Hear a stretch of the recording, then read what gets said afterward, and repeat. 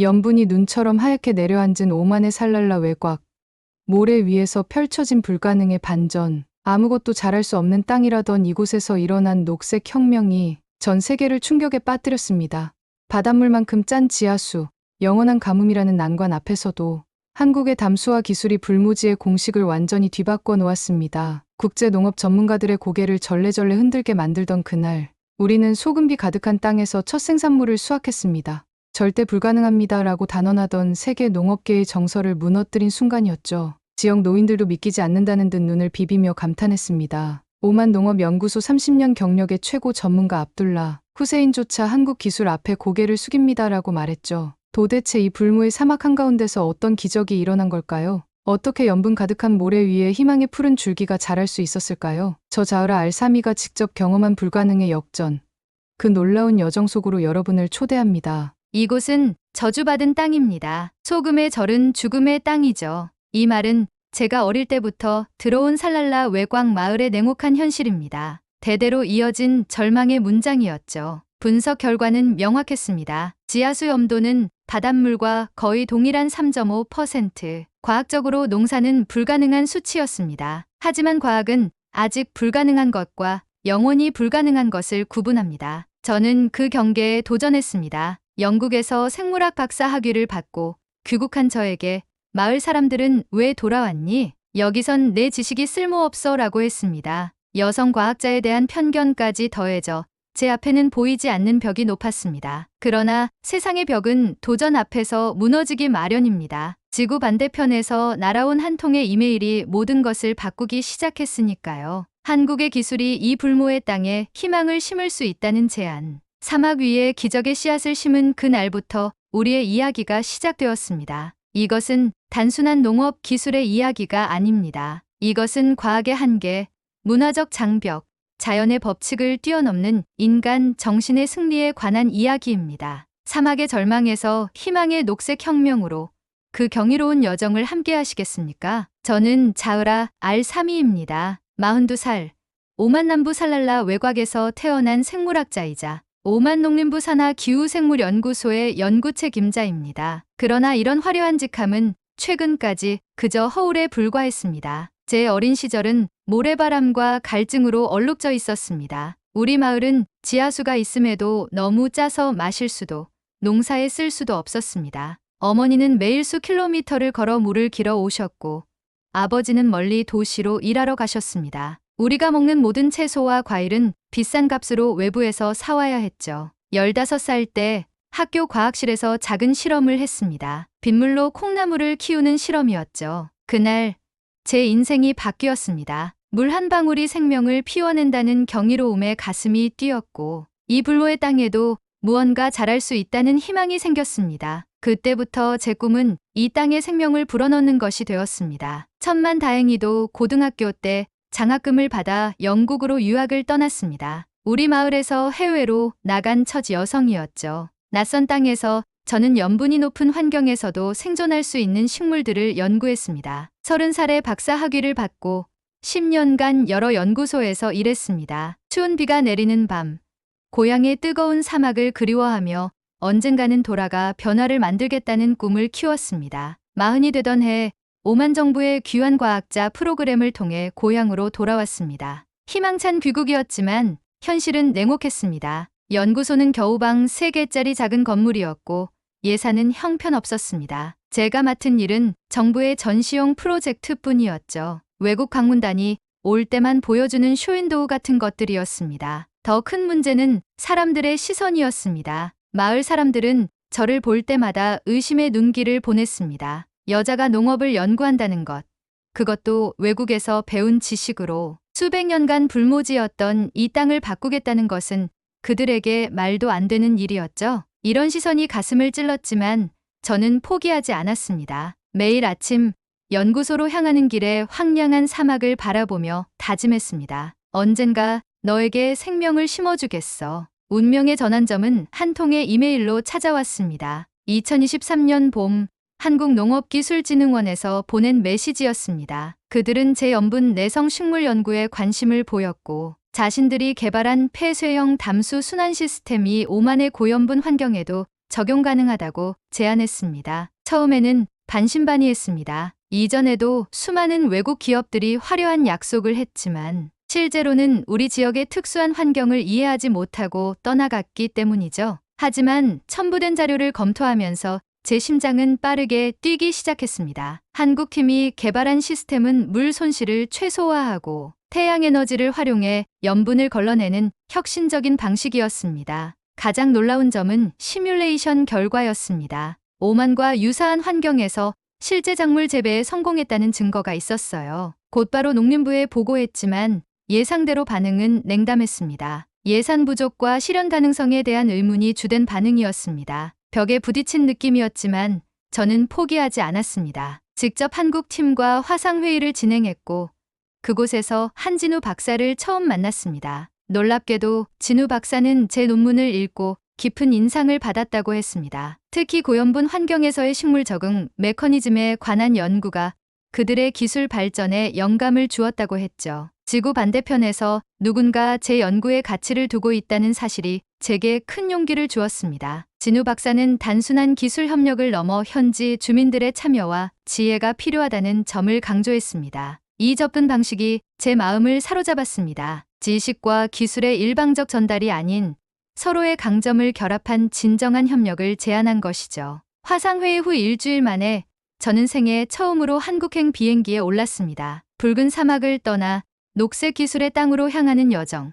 그것이 모든 변화의 시작이었습니다. 서울은 제가 상상했던 것보다 훨씬 생동감 넘치는 도시였습니다. 연구소에서만 생활하던 제게 이런 국제적인 경험은 처음이었습니다. 한국농업기술진흥원은 최첨단 시설로 가득했고 그곳에서 저는 처음으로 폐쇄형 담수 순환 시스템을 직접 볼 수 있었습니다. 투명한 유리병 너머로 푸른 채소들이 무성하게 자라고 있었습니다. 바깥 세상과 완전히 차단된 독립적인 생태계였습니다. 증발된 물은 응축장치를 통해 다시 모여 재사용되었고 특수 필터가 물속의 염분을 제거했습니다. 물 손실률이 10%도 안 된다는 설명에 놀라움을 금치 못했습니다. 가장 인상적이었던 것은 한국팀의 철학이었습니다. 그들은 단순히 기술을 전달하는 것이 아니라 현지 환경과 문화에 맞게 시스템을 조정하는 것을 중요시했습니다. 진우 박사가 했던 말이 아직도 귀에 생생합니다. 가능은 기술로 증명되지만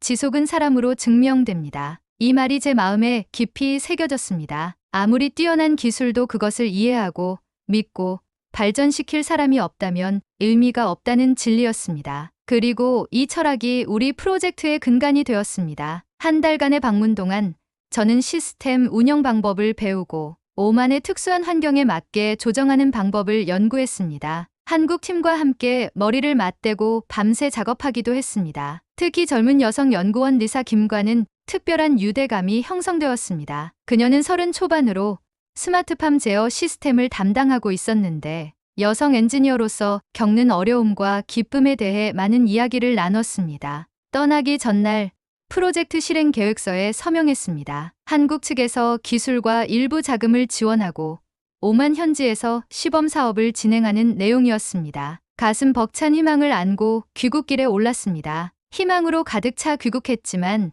현실의 벽은 높았습니다. 농림부는 예산 지원을 거부했고 다른 우선순위가 있다는 이유로 프로젝트를 뒤로 미뤘습니다. 한국에서 가져온 희망이 현실의 벽에 부딪힌 순간이었습니다. 마지막 수단으로 마을 회의를 소집했습니다. 30여 명의 주민들이 모인 자리에서 저는 한국에서 보고 배운 것들을 열정적으로 설명했습니다. 이 기술이 성공하면 우리 마을에서도 채소를 재배할 수 있고 더 이상 비싼 값을 주고 식량을 사오지 않아도 된다고 말했습니다. 하지만 반응은 냉담했습니다. 마을 장로인 압둘라 후세인은 의심의 눈초리로 저를 바라보았습니다. 자흐라, 넌 똑똑한 여자지만 너무 이상적이야. 우리 마을은 수백 년 동안 이렇게 살아왔어. 갑자기 외국 기술로 모든 것이 바뀔 거라고 생각하니? 그럼에도 불구하고 한국팀은 약속대로 오만을 방문했습니다. 하지만 첫 번째 테스트 시스템을 설치하는 과정에서 예상치 못한 문제들이 발생했습니다.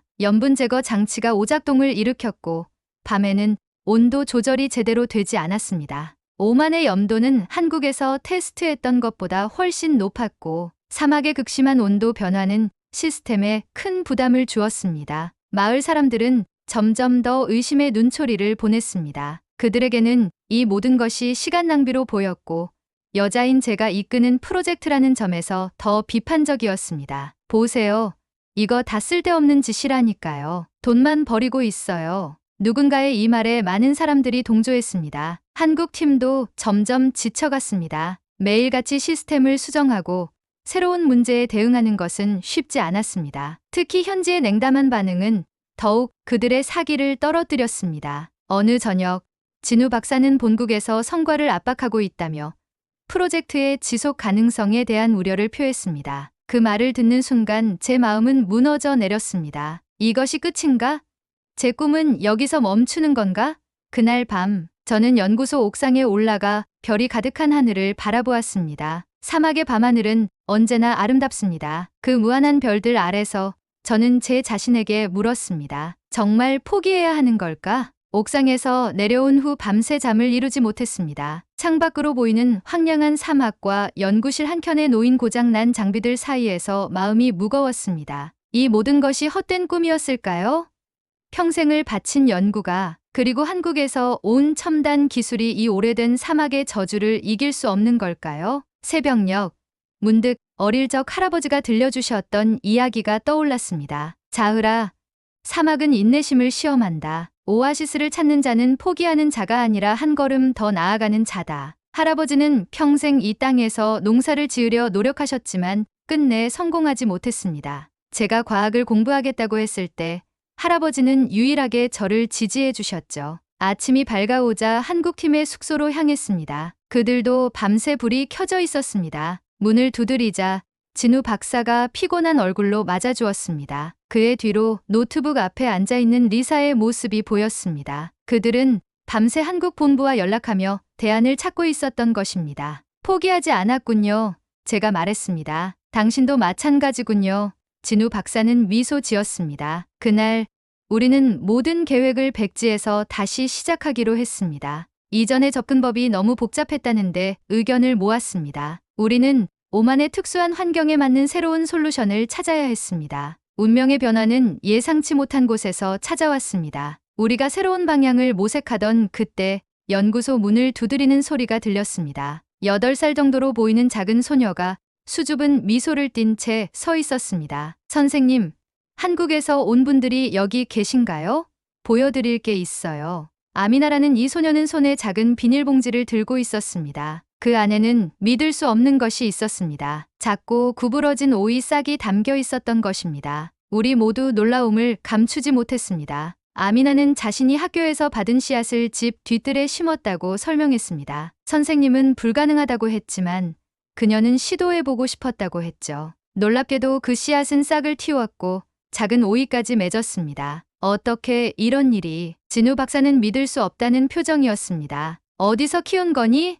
제가 물었습니다. 우리 집 뒤뜰이요. 거기 땅이 다른 곳보다 덜 짜요. 비가 온 후에 무릉덩이가 생기는 곳이거든요. 리사의 눈이 빛났습니다. 박사님, 빗물이 고이는 지형. 이건 중요한 단서예요. 아미나의 발견은 우리에게 새로운 영감을 주었습니다. 우리는 즉시 마을 곳곳의 무릉덩이를 조사했습니다. 그 결과 특정 지형에서는 빗물이 고이면서 지하수보다 염도가 훨씬 낮아진다는 사실을 발견했습니다. 한국팀은 즉시 이 자연현상을 시스템에 통합할 방법을 연구하기 시작했습니다. 아미나는 매일 우리를 방문했습니다. 그녀의 순수한 호기심과 긍정적인 에너지는 지쳐가던 우리 팀에 새로운 활력을 불어넣었습니다. 아미나의 발견 이후 한국팀과 저 사이에는 더 깊은 유대감이 형성되었습니다. 특히 리사와 저는 거의 자매처럼 가까워졌습니다. 그녀는 저보다 10년 정도 어렸지만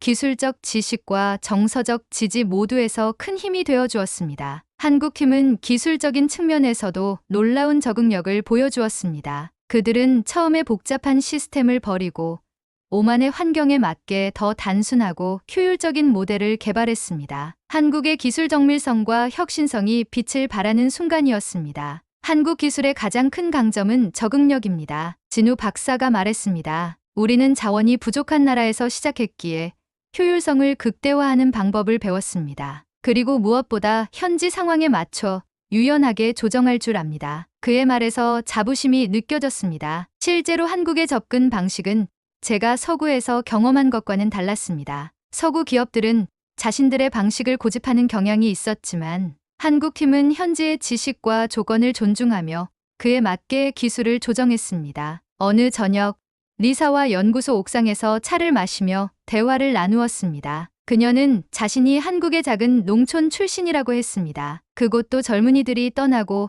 노인들만 남아 농업의 미래가 불확실했다고 했죠. 그래서 그녀는 과학으로 농촌을 살리겠다는 결심을 했다고 합니다. 우리의 이야기는 참 비슷해요. 제가 말했습니다. 맞아요. 그래서 이 프로젝트가 저에게도 특별한 의미가 있어요. 이건 단순한 기술 지원이 아니라 서로의 고향을 살리기 위한 연대니까요. 그날 밤 우리는 서로의 상처와 꿈을 공유했습니다. 문화적 배경은 달랐지만 우리의 마음속에는 같은 약속이 자리 잡고 있었습니다. 땅과 사람을 연결하는 약속이었죠. 우리의 프로젝트가 진행되는 동안 놀라운 사실이 하나 밝혀졌습니다. 마을 장로인 압둘라 후세인이 오래된 일기장 한 권을 가져온 것입니다. 그의 증조할아버지가 남긴 기록이었습니다. 자흐라, 이걸 봐. 100년 전만 해도 이 땅에서 작물이 자랐다는 기록이 있어. 놀랍게도 그 일기에는 살랄라 지역에서 특정 계절의 오이와 비슷한 작물을 재배했다는 내용이 있었습니다. 그러나 점점 땅이 메말라가면서 재배가 불가능해졌다고 적혀 있었죠. 이 발견은 우리 프로젝트의 역사적 정당성을 부여했습니다. 우리는 불가능한 것을 시도하는 것이 아니라 잃어버린 가능성을 되찾으려는 것이었습니다. 한국팀은 즉시 이 역사적 맥락에 관심을 보였습니다. 진우 박사는 전 세계 유사한 환경에 대한 자료를 수집했고 기후변화로 인한 토양 염분화가 전 세계적인 문제임을 설명했습니다. 이것은 단지 오만의 문제가 아닙니다. 전 세계 농경지의 20%가 염분화로 위협받고 있어요. 우리가 여기서 성공한다면 그 방법은 전 세계 비슷한 환경에서 살아가는 수백만 명의 사람들에게 희망이 될 수 있습니다. 한국의 기술과 오만의 역사적 지혜가 만나는 순간이었습니다. 두 나라의 협력은 단순한 프로젝트를 넘어 글로벌 식량 안보에 기여할 수 있는 가능성을 보여주었습니다. 새로운 희망과 함께 시작된 두 번째 시도. 하지만 운명은 우리에게 또 다른 시련을 준비하고 있었습니다. 첫 번째 실험 온실이 거의 완성되었을 때 갑작스러운 모래 폭풍이 불어닥쳤습니다. 사막의 바람은 무자비했고 수주간의 작업이 하루 만에 무너져 내렸죠. 더 큰 문제는 핵심 장비들이 모래로 인해 손상되었다는 것이었습니다. 이건 재앙이에요. 교체 부품을 주문하려면 최소 한 달은 걸릴 거예요. 리사의 말에 모두가 침묵했습니다. 설상가상으로 한국에서는 프로젝트 예산 삭감 소식이 들려왔습니다. 새 정부가 들어서면서 해외 지원 사업들이 재검토되고 있다는 소식이었죠. 그 소식이 마을에 퍼지자 사람들의 시선은 더욱 차갑게 변했습니다. 결국 다 헛된 꿈이었어. 외국인들은 다 그래. 약속만 하고 떠나버려. 마을 사람들의 수군거림이 들려왔습니다. 그날 저녁, 저는 연구소에 혼자 남아 모든 데이터를 정리했습니다. 지난 몇 개월간의 실험 결과, 수정된 설계도, 아미나의 작은 오이 싹에 대한 관찰 기록까지. 이 모든 것이 물거품이 되는 걸까요? 창밖을 바라보니 한국 팀이 묵고 있는 숙소에서 불빛이 보였습니다. 그들도 쉽게 포기하지 않는 것 같았습니다. 다음 날 아침, 놀라운 일이 벌어졌습니다. 연구소 문을 두드리는 소리에 눈을 떴습니다. 밤새 책상에서 잠들었나 봅니다. 문을 열자 압둘라 후세인과 서너 명의 마을 어른들이 서 있었습니다. 자흐라, 우리가 좀 도울 게 있을 것 같아서 왔어. 압둘라는 모래 폭풍 속에서 한국팀이 온실을 지키기 위해 필사적으로 노력하는 모습을 보았다고 했습니다. 그제서야 그들의 진심을 알게 되었다고요. 놀랍게도 그는 마을 사람들을 모아 손상된 온실을 복구하겠다고 했습니다. 더욱 놀라운 것은 마을의 목수인 사이드가 손상된 장비를 일부 수리할 수 있을 것 같다고 말한 것이었습니다. 저는 즉시 한국팀에게 달려갔습니다. 그들은 이미 짐을 싸고 있었습니다. 그러나 마을 사람들의 변화된 태도를 듣자 분위기가 바뀌었습니다. 진우 박사의 표정이 밝아졌고 리사는 기뻐서 저를 껴안았습니다. 그날 밤 우리는 새로운 계획을 세웠습니다. 이번에는 완벽한 시스템을 목표로 하지 않았습니다. 대신 현지에서 구할 수 있는 재료와 기술로 단순화된 시스템을 만들기로 했습니다. 한국의 첨단 기술과 현지의 전통 지혜를 결합한 하이브리드 접근법이었습니다. 이건 단지 기술의 문제가 아니에요. 이 기술을 누가 어떻게 유지할 것인지가 중요하죠. 마을 사람들이 직접 참여하고 그들의 지식과 우리의 기술이 만나야 해요. 진우 박사의 말이 제 가슴에 울렸습니다. 가능은 기술로 증명되지만 지속은 사람으로 증명됩니다. 이제야 이 말의 진정한 의미를 깨달았습니다. 그리고 기적처럼 한국에서 좋은 소식이 전해졌습니다. 우리의 보고서를 검토한 본부에서 프로젝트 지속을 승인했다는 것입니다. 오히려 이번 위기를 통해 더 실용적이고 현지화된 접근법을 개발할 기회로 삼자는 제안까지 있었습니다. 그 순간 우리 모두는 깨달았습니다. 이제 진짜 여정이 시작되었다는 것을요. 예상치 못한 반전은 아미나의 집에서 시작되었습니다. 어느 날 아침 그녀가 흥분해서 연구소로 뛰어왔습니다. 선생님, 빨리 와보세요. 제 오이가 열렸어요. 우리 모두는 아미나의 집으로 달려갔습니다. 그리고 그곳에서 믿을 수 없는 광경을 목격했습니다. 작지만 분명한 오이 3개가 싸게 달려 있었습니다. 대부분의 과학적 예측을 벗어난 기적이었습니다. 더욱 놀라운 것은 아미나의 할머니가 들려준 이야기였습니다. 그녀는 마을에서 가장 연세가 많은 분으로 오래된 농사 방법을 알고 계셨습니다. 모래 아래 2자 정도 깊이의 점토층이 있어 거기에 물이 고이지. 옛날 사람들은 그걸 알았고 깊게 구덩이를 파서 심었단다. 진우 박사의 얼굴에 번쩍이는 깨달음이 스쳤습니다. 그는 즉시 노트북을 펼쳐 계산하기 시작했습니다. 한국의 담수화 기술과 아미나 할머니의 전통 지식을 결합하면 우리의 시스템은 완전히 새로운 차원으로 발전할 수 있었습니다. 자으라 박사, 우리가 놓친 것은 바로 이거였어요. 지표면 염도만 고려했지 지하 점토층의 가능성은 생각하지 못했습니다. 이 순간 한국의 최첨단 기술과 오만의 세대를 이어온 전통 지식이 만나 시너지를 일으켰습니다. 두 문화의 지혜가 결합될 때 비로소 완전한 해결책이 탄생한다는 것을 깨달았습니다. 아미나의 할머니의 지혜를 바탕으로 우리는 시스템을 완전히 재설계했습니다. 깊이 파서 점토층에 닿는 수직 정원 방식을 도입했고 한국의 담수화 기술을 결합했습니다. 마을 사람들도 적극적으로 참여했습니다. 압둘라의 지도 아래 40여 명의 마을 주민들이 매일 공사장에 나와 도움을 주었습니다. 사람들의 눈빛이 달라졌습니다. 의심 대신 기대와 희망이 빛나고 있었습니다. 한국팀은 현장에서 끊임없이 시스템을 조정했습니다. 특히 리사의 스마트 제어 시스템은 현지 조건에 맞게 실시간으로 적응했습니다. 자동 염도 감지 센서가 물의 상태를 파악하고 태양광으로 작동하는 필터 시스템이 염분 농도를 조절했습니다. 한국의 IT 기술과 농업 기술의 융합이 만들어낸 혁신이었습니다. 3개월 후 첫 번째 온실이 완성되었습니다. 이전보다 규모는 작았지만 훨씬 효율적이었습니다. 무엇보다 중요한 것은 마을 사람들이 직접 관리할 수 있도록 설계되었다는 점이었습니다. 첫 수확의 날, 우리는 작은 축제를 열었습니다. 온실에서 자란 오이, 토마토, 상추를 모두 함께 나눠 먹었습니다. 마을 사람들의 표정에서 놀라움과 기쁨을 읽을 수 있었습니다. 특히 아이들의 표정이 밝았습니다. 처음으로 자기 마을에서 자란 채소를 맛보는 순간이었으니까요. 한 노인이 눈물을 흘리며 말했습니다. 60년을 이 마을에서 살았지만 오늘처럼 희망을 느낀 적은 없었소. 그날 저녁, 진우 박사는 소박한 제안을 했습니다. 이 기술을 살랄라 시스템이라고 명명하자는 것이었습니다. 한국의 기술을 자랑하기보다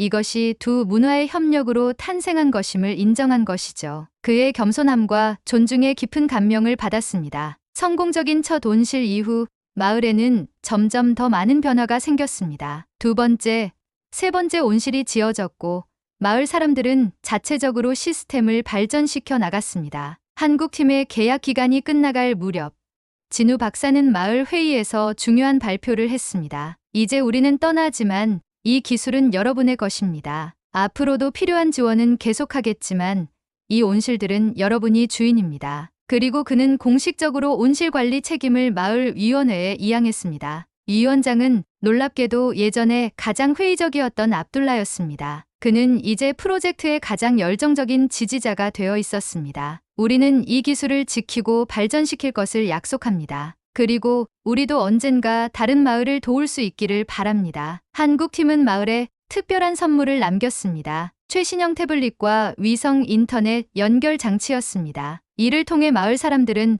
언제든 한국 팀과 연락하며 기술 지원을 받을 수 있게 되었습니다. 가장 감동적인 순간은 아미나가 앞으로 나와 진우 박사와 리사에게 직접 키운 작은 선인장 화분을 선물했을 때였습니다. 이건 우리 마을의 모래와 우리가 만든 물로 키운 거예요. 한국에 가져가서 키우시면 언제나 저희를 기억하실 수 있을 거예요. 리사는 눈물을 참지 못했고 진우 박사도 목이 메었습니다. 그들은 아미나를 꼭 안아주었습니다. 이 작은 선인장은 두 나라의 우정과 희망의 상징이 되었습니다. 한국팀이 떠난 지 1년, 마을은 완전히 달라졌습니다. 5개의 온실에서는 1년 내내 채소가 자랐고 몇몇 가정에서는 작은 정원을 가꾸기 시작했습니다. 외부에서 식량을 사오는 양이 30%나 줄었습니다. 더 중요한 변화는 사람들의 마음이었습니다. 예전에는 여긴 아무것도 자라지 않는다고 말하던 사람들이 이제는 어떻게 하면 더 잘 자랄까를 고민하게 되었습니다. 불가능이라는 말이 가능성으로 바뀐 것입니다. 저 역시 많이 변했습니다. 이제 저는 단순한 연구원이 아니라 마을의 중심 인물이 되었습니다. 사람들은 제게 자문을 구했고 젊은 여성들은 롤모델로 저를 바라보기 시작했습니다. 어느 날 압둘라가 제게 말했습니다. 자흐라, 이건 단순히 채소를 키우는 일이 아니었어. 우리가 스스로 할 수 있다는 믿음을 키운 거지. 그의 말에 깊이 공감했습니다. 이 프로젝트는 땅에 심은 씨앗만큼이나 사람들의 마음에 희망의 씨앗을 심은 것이었습니다. 한국과의 연결도 계속되었습니다. 매주 화상회의를 통해 진우 박사와 리사에게 온실의 상황을 보고했고 그들은 항상 유용한 조언을 해주었습니다. 한국의 지속적인 관심과 지원은 단기적인 성과에 그치지 않고 장기적인 파트너십을 추구하는 그들의 철학을 보여주었습니다. 우리 마을의 성공 소식은 점점 퍼져나갔습니다. 인근 마을들에서 사람들이 찾아와 우리의 방법을 배워갔고 오만 정부도 마침내 이 프로젝트에 관심을 보이기 시작했습니다. 3년이 지난 후 저희는 사막 녹화 센터를 설립했습니다. 이곳에서는 오만 전역의 농부들에게 우리의 기술을 가르치고 더 많은 연구를 진행했습니다. 한국 정부의 지원으로 추가 연구 장비도 들여올 수 있었습니다. 한국과의 인연도 계속 이어졌습니다. 진우 박사와 리사는 1년에 한 번씩 마을을 방문했고 우리 마을의 청년들 중 2명은 한국으로 유학을 떠나 관련 기술을 공부하게 되었습니다. 그중 한 명이 바로 아미나였습니다. 이제 13살이 된 그녀는 과학자가 되겠다는 꿈을 품고 있었고 한국의 장학 프로그램 덕분에 그 꿈에 한 걸음 더 가까워질 수 있었습니다. 세계 각국에서도 우리 마을에 관심을 보였습니다. 비슷한 환경의 나라들에서 대표단이 방문했고 우리의 경험을 배워갔습니다. 특히 한국 오만 협력 모델은 국제 개발 분야에서 새로운 패러다임으로 주목받았습니다. 기술 제공자와 수용자가 아닌 동등한 파트너로서 서로의 지식을 존중하고 결합하는 방식이었습니다. UN 식량농업기구에서 발표한 보고서에 따르면 살랄라 시스템은 향후 기후 변화로 인한 식량 위기에 대응할 수 있는 유망한 솔루션으로 평가받았습니다. 한국의 기술력과 현지 지혜의 결합이 만들어낸 혁신이 세계적으로 인정받은 순간이었습니다. 마을에 처음 전기가 들어왔을 때보다 첫 호위가 열렸을 때 사람들이 더 기뻐했다는 말이 있습니다. 그만큼 이 작은 변화는 우리 마을에 큰 의미를 가져왔습니다. 기술만으로는 할 수 없었던 일을 사람과 사람 사이의 신뢰와 협력이 이루어냈습니다. 오늘 저는 연구소 옥상에서 마을을 바라봅니다. 5해 전 이곳에서 별을 보며 절망했던 그날이 생각납니다. 지금 제 눈앞에는 온실에서 반사되는 햇빛과 그 주변에 자리 잡은 작은 정원들, 그리고 활기찬 마을의 모습이 펼쳐져 있습니다. 아미나는 이제 13살이 되었고 장래 희망은 식물과학자입니다. 그녀는 자주 제게 묻습니다. 선생님, 저도 선생님처럼 다른 나라에 가서 공부할 수 있을까요? 저는 미소 지으며 대답합니다. 물론이지. 넌 이미 불가능을 가능으로 만드는 법을 알고 있잖아. 제 책상 위에는 항상 2가지가 놓여 있습니다. 하나는 첫 수확한 오이를 말린 것이고 다른 하나는 진우 박사가 떠나기 전 준 태극기 핀입니다. 이 두 물건은 제게 항상 이 프로젝트의 본질을 상기시켜 줍니다. 서로 다른 세계에서 온 사람들이 함께 모래 위에 약속을 심었고 그 약속은 푸른 줄기로 자라났다는 것을요. 오늘도 제 이메일에는 한국에서 온 소식이 있습니다. 진우 박사와 리사는 살랄라 시스템을 아프리카의 여러 국가에 적용하는 프로젝트를 시작했다고 합니다. 우리의 작은 실험이 이제 전 세계로 퍼져나가고 있는 것입니다. 여긴 아무것도 자라지 않는 땅이었습니다. 이 말은 이제 과거형이 되었습니다. 지금 이곳에서는 채소만 자라는 것이 아닙니다. 꿈이 자라고, 희망이 자라고, 미래가 자랍니다. 모래 위에 심어진 작은 약속이 오늘날 이렇게 푸른 줄기로 자라났습니다. 그리고 이 이야기는 아직 끝나지 않았습니다. 새로운 씨앗들이 매일 심어지고 있으니까요.